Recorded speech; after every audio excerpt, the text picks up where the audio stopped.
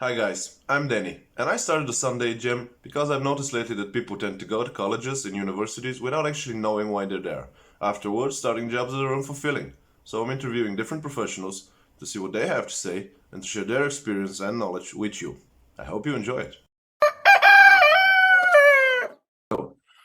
Right on, Valentin. Thank you for being here. How are you doing?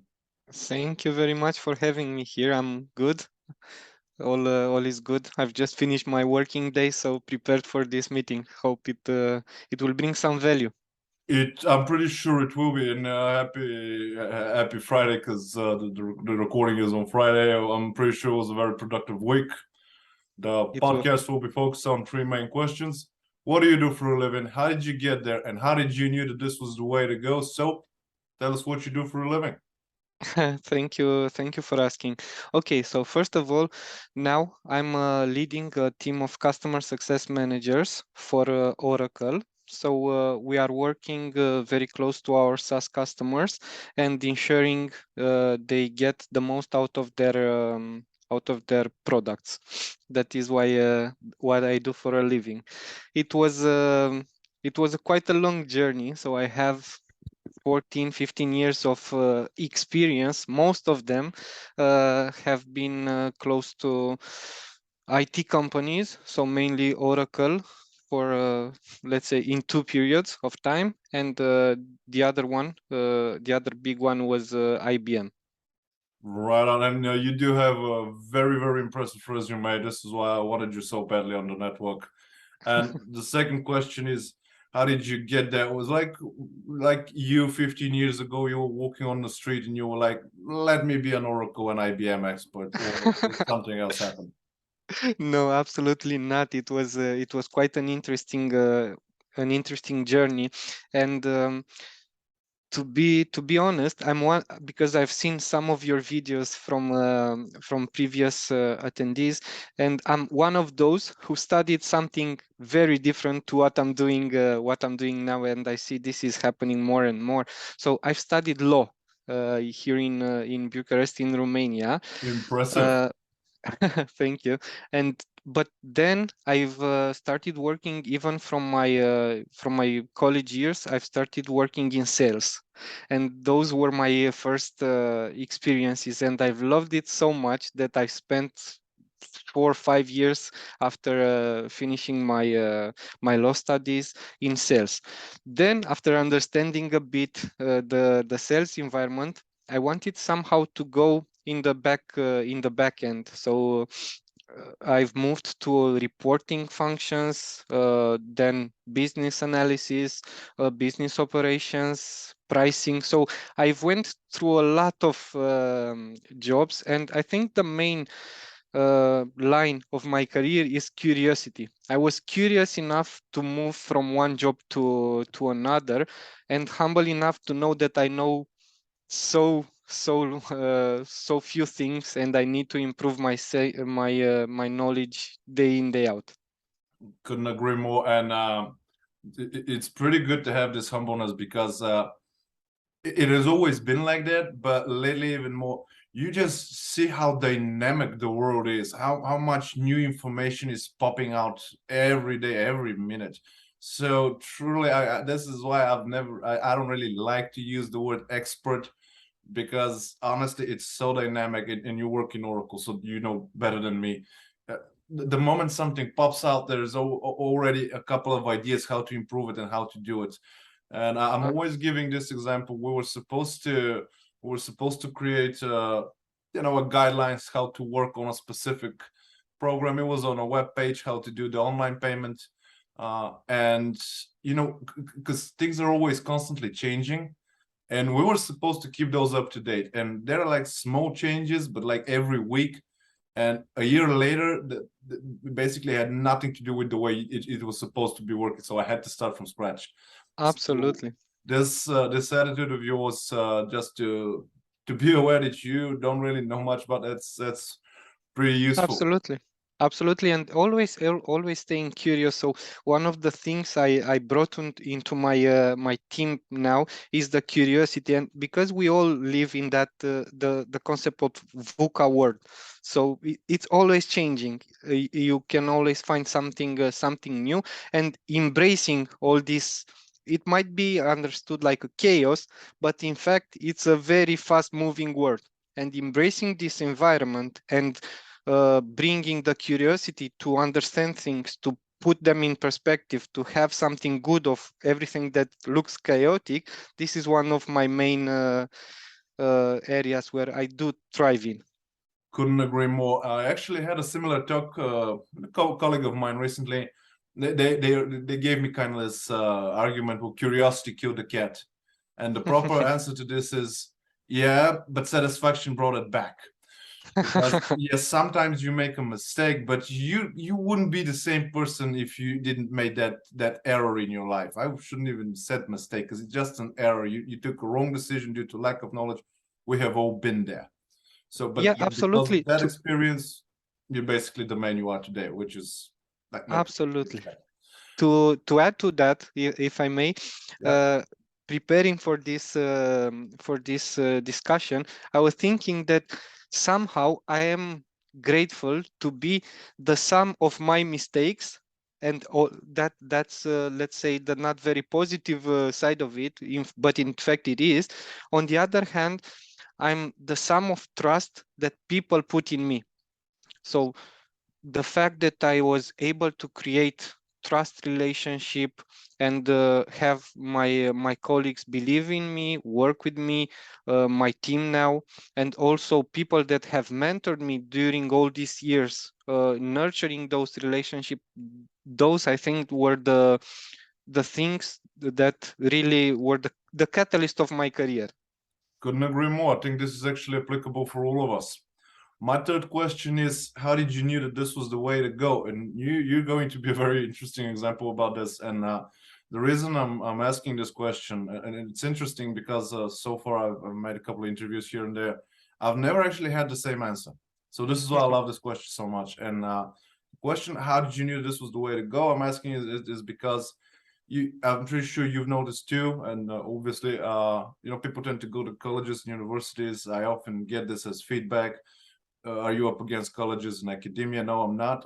I went to college and afterwards I went to university, so I'm definitely not against that. Mhm. But I knew what I wanted when I was very very young, and obviously we're noticing, especially in the younger generation in the newer workforce, that they tend to do this because of that stigma that you have to have a diploma. It doesn't mean about what, but you have to have it, which is a little bit off, and it loses a lot of time. When I had to place a logo on the Twitter account, because it's a little you got like I think 200 syllables or something, and this is the logo. Like, time is the only resource you can't lose, because we've lost money, we've lost friends, we've lost connections here and there. We've all been there. But when you lose time, you can't just have another one. So this is I really value time a lot, and I don't like to see young people losing their time. Yeah. And even if they do, it's fine if they do it by mistake, just the way you said. If it's an error, well, they will learn and it will make them better. But the thing is that it's not really this. This isn't really the scenario, because they tend to go over there, and afterwards they start a job that isn't for them, and it's like an inner torture, and Yeah, it's bad for absolutely. them. We've all seen Absolutely. those But examples. for Go ahead. me, the story that I say about myself, it's a bit different. Even if I'm not performing in the field that I was preparing in, I don't regret a day, and I don't regret the decision I've made right then. And why I say that? Because and this is an advice I could give. Even if your life changes in absolutely different directions, it will happen many times in these days. So having a field of study and having this experience of the university, it's very relevant, because it changes the way you behave and you think. For me, that was very very important. On the other hand, how do I know that that was the correct decision? I didn't. So sometimes it might seem like life is happening to you, but in fact it happens for some reasons, for some decision that you made, and it is in your control to correct those decisions if they were wrong. And it's okay to take the wrong decisions for some time. I had these decisions, I had jobs that I didn't pretty much enjoyed or were not for me, and then I've changed them. I gave all that I could in that job, and then I moved to an area which I was more close to my capabilities, close to my way of addressing the world. True. And even now, to add to that, how do I know if this is the correct path? The fact that I enjoy it and I have a good life, I enjoy my family, I feel good about doing what I'm doing. This is what tells me that I'm in the right place at the right time. I know it's basically that inner gut feeling that when you are at the right place, even if you make an error, and again, we've all made one, at least one. At Even least one. if you make an error, it kind of feels more like a lesson and not exactly as oh God, what did I do?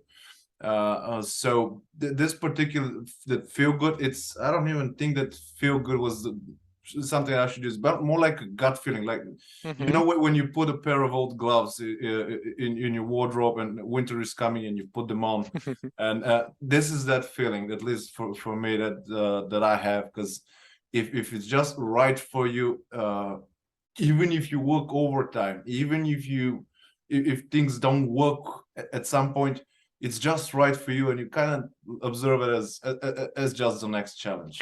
It's also a framework. How do you look at things? Because even these days, so the last few days have been very intense for me, and I've met situations I haven't met before. They were very challenging, very consuming for me. But late at night, before going to sleep, I was thinking that I'm very grateful that these things happen to me, because even if they hurt in that particular moment, it is not pleasant to be there, but it brings a lesson, and each situation that brings a lesson, it's a blessing. I couldn't agree more. And those challenges, first of all, we're in this period of our lives that if a challenge is up against you, then you're basically ready for it. Otherwise, if you weren't ready, you wouldn't even consider it a challenge. If it was way too much for you, the chance of you encountering is pretty slim.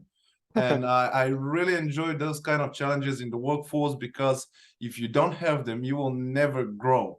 My career started in the government sector, because back then there was pretty much the only open position I was able to find. And trust me, there are no challenges over there, because basically nobody's active. And there was, I'm always making this association. There was a movie with Johnny Depp. It was Pirates of something. Okay.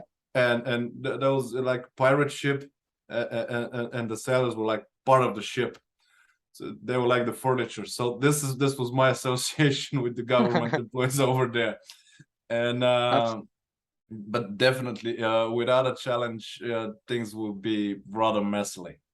Absolutely. And you cannot prove your worth if you don't meet those challenges. You are in the wrong place. I couldn't agree more. uh, do you happen to give any happen to are you be able to give like last advice or something for the end of the program? Not necessarily an advice, but I was just thinking about my one of my jobs. I had an interview, which was not a successful interview a few years ago, and obviously, meaning I didn't get the job. But after that interview, I had two options: to complain about not being successful and to blame the interviewer, or to blame anything else, fate, anything else, or to live with that frustration, and after you go through it, make a plan. So if you really want something, have a plan, have the persons that can help you, and it will happen. Write it down, it will happen. I couldn't agree more. It happened to me, I think 8 years ago or something, and I was applying for different positions and nobody took me. And I went to my parents and I say, what's wrong with people that they don't want to hire me? Like that kind of a messed up attitude. What's wrong with you that you don't want to pay me? Mm-hmm. Can you believe what kind of a teenager I was? That was disgusting. And my parents, luckily, I was one of those kids that had both parents in the household, which is very important for me. And I'm grateful Absolutely. because of that. And my parents were like, well, in all fairness, you've been working for a couple of years now and you haven't had anything to your resume. I mean, be honest, you wouldn't hire yourself either. Just do something else, add more and more. And the best thing about this is that it's so easy to learn stuff. And this is again why I started the channel, because I don't think a practical skill, let's say you want to learn how to do stuff on computers, like additional language. I'm not saying everybody should be in the IT sector, but I'm just giving it as an example. If Mm-hmm. you really want to learn something, you can do it. You don't really need to lose time and money in college. And I don't, I mean, in here in Europe, education is rather cheap. It's not like in the United States. It doesn't cost an Absolutely. arm and a leg. But still, just because it's cheap and affordable doesn't mean you should go over there instead of learning what you really want to. And it's, I'm pretty sure you can back me up here, especially Absolutely. in the IT sector. People don't really look at the diploma; they look at what you can do. And even if you don't have a certificate of any kind, if you can do it properly, you get the job. I've seen, so I'm an example. So I've studied law. I'm Yeah. in the IT industry. I'm not coding, but I do something which requires quite some knowledge. But on the other hand, I've seen people more successful than me on the let's say corporate ladder, which don't have an university diploma, and they are very good professionals. So it's not necessarily that's not a hard skill that you need. It's the ambition, it's the effort that you put there. It's where do you want to reach. Yeah, absolutely. I couldn't agree more. Valentin, again, thank you for being with me and thank you for being such a remarkable example. Having you on my program was an absolute pleasure and joy. Thank you, Danny. It was a very pleasant conversation, and I hope somebody else will take some notes, and maybe it will help them to reach what they want to reach. I hope so too. This is why I'm doing it. Thank you and have a lovely night. Have a lovely evening. Bye bye. Bye. Guys, I hope this one was useful. Please follow the channel on YouTube, Rumble, Gap, Twitter, Facebook, and LinkedIn. Ring the bell and all the good stuff. Have a nice week ahead, and I'll see you next Sunday.